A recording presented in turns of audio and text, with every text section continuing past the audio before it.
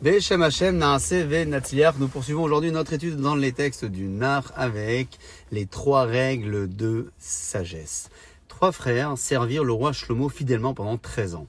Beaucoup d'hommes, en effet, se mettaient au service de Shlomo et étaient prêts à n'importe quelle besogne pour pouvoir se trouver à ses côtés et jouir de sa sagesse. Après 13 ans de dévouement, les frères décidèrent de retourner enfin chez eux dans leur famille.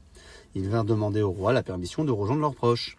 Celui-ci demanda à son trésorier de lui apporter 300 shekels d'or et dit aux frères, « Je désire vous récompenser de m'avoir servi fidèlement pendant si longtemps.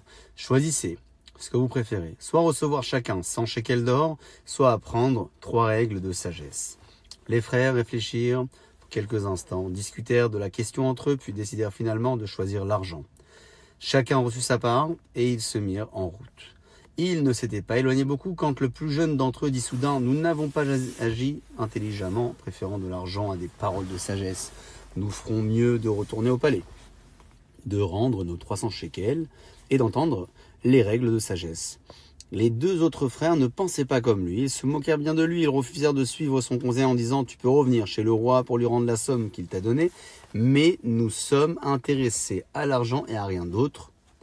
Nous n'avons aucune intention de renoncer à nos 100 shekels. » Le jeune frère resta ferme dans sa décision, retourna à Jérusalem, rendit l'or au roi et demanda de lui enseigner les règles de sagesse. « Tu fais bien, lui dit Shlomo, je vais te donner 3 conseils. Écoute-les bien, voici le premier. Si tu es en route toute une journée, marche depuis le lever du soleil jusqu'au coucher, mais ne fais pas un pas pendant la nuit.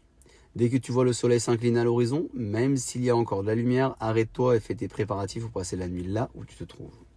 Le deuxième conseil est le suivant. Avant de traverser un fleuve, prends garde. S'il déborde, attends pour passer que ses eaux soient moins abondantes. Mon troisième conseil est celui-ci. Ne dévoile ton secret à personne au monde, même pas à ta femme. Même si elle insiste, refuse de le lui dire. Et à présent, mon fils, retourne en paix chez les tiens, et qu'Hachem soit avec toi. Heureux d'avoir profité de la sagesse de Shlomo, le jeune frère reprit la route. Il eut vite fait de rejoindre ses 2 frères qui l'accueillirent en lui demandant d'un ton moqueur. « Eh bien, qu'as-tu appris chez le roi ?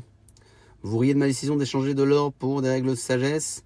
Pourquoi donc vous dire ce que j'ai appris ? Pour que vous puissiez encore plaisanter, répondit le jeune frère, et il ne leur dit rien des conseils qu'il avait reçus. Les 3 frères chevauchèrent jusqu'au coucher du soleil. En voyant le soleil à l'horizon, le plus jeune d'entre eux proposa de s'arrêter et de camper sur place jusqu'au lendemain matin. Mais ses frères aînés ne l'écoutèrent pas et se moquèrent de lui en disant « Depuis l'instant où tu nous as dit que tu voulais rendre l'argent, nous avons vu que tu étais un sot.